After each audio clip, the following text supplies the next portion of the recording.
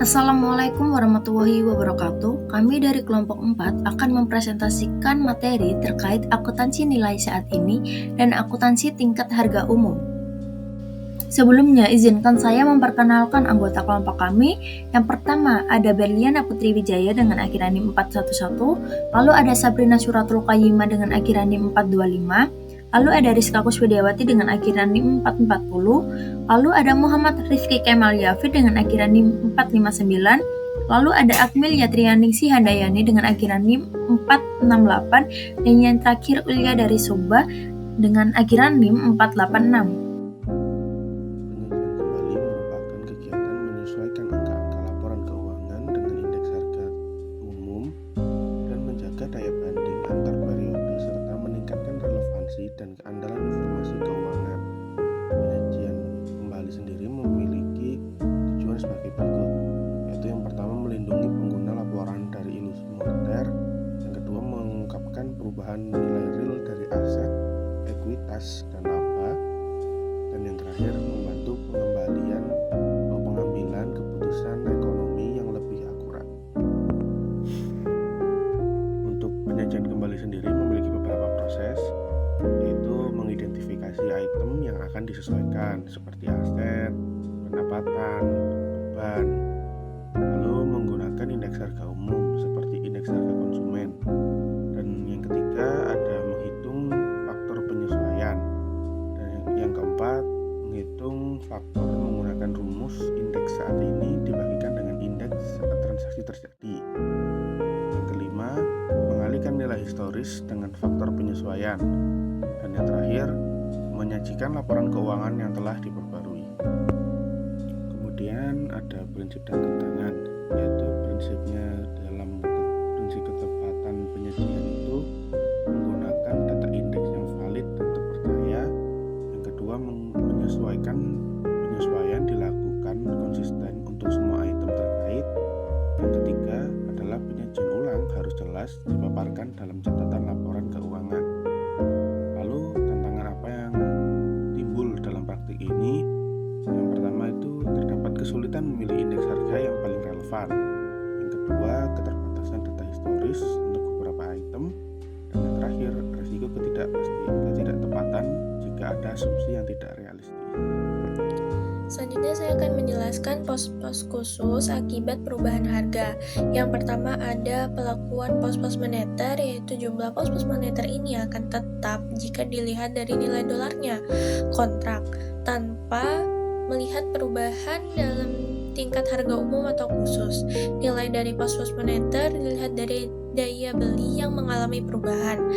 Periode harga yang mengalami kenaikan yaitu yang pertama aktiva moneter kehilangan daya beli yang diakui sebagai suatu kerugian tingkat harga umum. Yang kedua, kewajiban moneter mendapatkan daya beli yang diakui sebagai satu keuntungan tingkat umum. Selanjutnya ada periode harga yang mengalami penurunan, yaitu satu aktiva moneter dapat membeli yang diakui sebagai suatu keuntungan tingkat harga umum. Yang kedua, kewajiban moneter kehilangan daya beli yang diakui sebagai suatu tingkat umum. Selanjutnya ada pos-pos non-moneter dan ekuitas pemegang saham. Pos-pos moneter disajikan kembali dengan tingkat daya beli umum saat ini dengan mengalihkan biaya dari pos yang dilaporkan dalam laporan keuangan biaya historis dengan faktor konversi, yaitu indeks tahun berjalan dibagi indeks ketika pos non-moneter diperoleh. Penyajian kembali ekuitas pemegang saham dengan pengecualian untuk saldo laba ditahan sama dengan penyajian kembali pos-pos non-moneter. Modal awal yang diinvestasikan dikali faktor konversi, yaitu indeks tahun berjalan dibagi indeks ketika modal diinvestasikan. Selanjutnya, saat saldo ditahan disajikan kembali dengan cara yang pertama. Pada saat laporan keuangan, biaya historis untuk yang pertama kalinya disajikan kembali menurut satuan tingkat daya beli umum saat ini. Saldo laba ditahan dapat dengan mudah ditentukan sebagai nilai sisa setelah seluruh pos lainnya yang terdapat di dalam neraca telah disajikan kembali. Yang kedua, pada periode berikutnya saldo laba ditahan pada akhir periode dalam satuan tingkat daya beli umum saat ini dapat dinyatakan dengan yang pertama. Pendapatan bersih dalam satuan tingkat daya beli umum saat ini yang dilaporkan dalam bentuk tingkat harga umum. Yang kedua, penyesuaian yang berasal dari keuntungan dan kerugian tingkat harga umum pada pos-pos ekuitas pemegang saham moneter. Baik, di sini saya akan menjelaskan terkait pembedaan moneter dan non-moneter. Kemampuan untuk membedakan pos-pos non-moneter merupakan suatu hal yang penting karena terdapat perbedaan perlakuan yang diterapkan bagi kedua jenis pos tersebut. Terdapat perbedaan yang jelas terlihat di antara pos-pos moneter dan non-moneter. Pos moneter mendapatkan atau kehilangan daya beli, sedangkan pos non-moneter tidak. Di sini ada beberapa perbedaan. Yang pertama ada terkait saham preferen. Di pos moneter, saham preferen yang dicatat dalam jumlah sama dengan nilai likuidasinya dalam jumlah tetap atau harga kembali menjadi moneter. Sedangkan pada non-moneter, saham preferen yang dicatat dalam jumlah yang kecil daripada nilai likuidasinya dalam jumlah tetap menjadi non-moneter. Lalu selanjutnya ada perbedaan terkait klasifikasi pajak. Untuk pos moneter tidak diklasifikasikan pajak sebagai penghasilan tanggungan, sedangkan pada non-moneter pengklasifikasian pajak penghasilan tanggungan. Lalu ada terkait mata uang asing. Mata uang asing di moneter dianggap serupa dengan pos-pos mata uang domestik, sedangkan pada non-moneter mata uang asing ini dianggap sebagai komoditas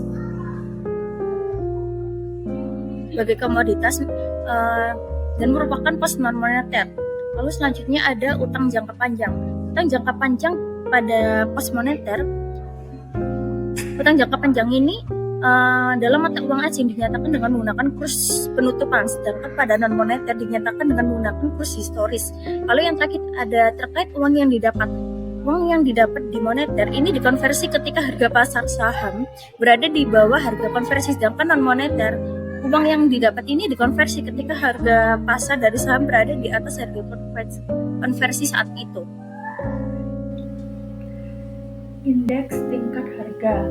Indeks ini membandingkan perubahan harga umum atau khusus pada satu periode dengan periode lainnya.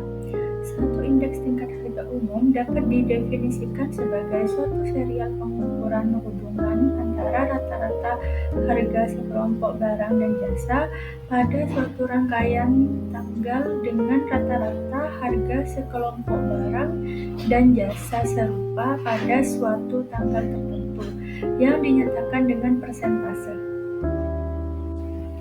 Nah, komponen serial tersebut disebut angka-angka indeks harga atau price index number. Tetapi suatu indeks harga tidak mengukur pergerakan harga-harga komponen individual. Beberapa komponen bergerak dengan arah tertentu, sedangkan beberapa lainnya bergerak dengan arah yang berlawanan. Maka indeks harga umum didasarkan pada sejumlah besar barang dan jasa, sedangkan indeks tingkat harga khusus mengacu pada barang atau suatu industri tertentu. Akuntansi tingkat harga umum. Akuntansi tingkat harga umum atau General Price Level Accounting atau GPLA adalah metode akuntansi yang menyesuaikan laporan keuangan berdasarkan perubahan tingkat harga umum, khususnya inflasi atau deflasi. Tujuannya adalah agar nilai yang tercantum dalam laporan keuangan mencerminkan daya beli yang sama, sehingga informasi yang dihasilkan menjadi lebih relevan dan dapat dibandingkan antar periode. Konsep akuntansi tingkat harga umum. Di sini terdiri dari 3 poin. Yang pertama, akuntansi tingkat harga umum mengakui bahwa nilai sesungguhnya dari uang atau rupiah ditentukan oleh barang atau jasa yang diperoleh atau yang biasa disebut daya beli. Poin kedua, dalam praktiknya, laporan keuangan yang awalnya disusun berdasarkan nilai historis atau historical cost akan disesuaikan dengan faktor konversi yang didasarkan pada indeks harga, biasanya indeks harga konsumen atau IHK. Poin ketiga, akuntansi tingkat harga umum tidak mengubah prinsip-prinsip dasar akuntansi, tetapi hanya menyesuaikan nilai-nilai yang dilaporkan agar lebih mencerminkan kondisi ekonomi yang aktual, terutama terkait perubahan daya beli uang. Unsur dan proses penyesuaian. Poin pertama, aset moneter atau kas piutang akan terpengaruh secara langsung oleh perubahan daya beli. Poin kedua, aset non-moneter atau tanah, bangunan, persediaan harus disesuaikan nilainya menggunakan indeks harga agar mencerminkan nilai yang setara dalam daya beli. Sekarang, poin ketiga, penyesuaian dilakukan dengan mengalihkan nilai historis dengan faktor konversi yang diperoleh dari perbandingan indeks harga pada tanggal laporan dengan indeks harga pada saat transaksi terjadi. Studi kasus. Salah satu contoh nyata penerapan penyajian kembali tingkat harga umum dari laporan keuangan berbasis biaya historis di Indonesia dapat ditemukan pada penelitian yang dilakukan oleh Sumarni tahun 2018 terhadap perusahaan daerah air minum atau PDAM Kota Makassar. Penelitian ini bertujuan untuk menganalisis kesesuaian laporan keuangan PDAM dengan penerapan akuntansi tingkat harga dasar yang merupakan bentuk dari General Price Level Accounting atau GPLA. Dalam penelitian tersebut, Sumarni menggunakan data laporan keuangan PDAM Kota Makassar dari tahun 2015 hingga 2017. Analisis dilakukan dengan membandingkan rasio-rasio keuangan seperti likuiditas, solvabilitas, dan rentabilitas sebelum dan sesudah penyesuaian terhadap tingkat harga umum. Hasil penelitian menunjukkan bahwa setelah penyesuaian, terdapat perubahan signifikan pada rasio-rasio keuangan tersebut yang mencerminkan dampak inflasi terhadap posisi keuangan perusahaan. Penerapan akuntansi tingkat harga umum ini melibatkan penyesuaian nilai-nilai dalam laporan keuangan menggunakan Indeks Harga Konsumen atau IHK yang diterbitkan oleh Badan Pusat Statistik atau BPS. Dengan demikian, laporan keuangan yang telah disesuaikan mencerminkan nilai-nilai dalam satuan daya beli konstan, memberikan gambar yang lebih akurat mengenai kinerja dan posisi keuangan perusahaan dalam kondisi ekonomi yang mengalami inflasi. Penelitian ini menekankan pentingnya penyajian kembali laporan keuangan berbasis biaya historis ke dalam tingkat harga umum, terutama dalam konteks ekonomi yang mengalami perubahan harga secara signifikan. Dengan demikian, informasi keuangan yang disajikan menjadi lebih relevan dan dapat diandalkan untuk pengambilan keputusan oleh manajemen dan pemangku kepentingan lainnya. Sekian presentasi yang dapat kelompok kami sampaikan, kurang dan lebihnya mohon maaf. Kami ucapkan terima kasih dan wassalamualaikum warahmatullahi wabarakatuh.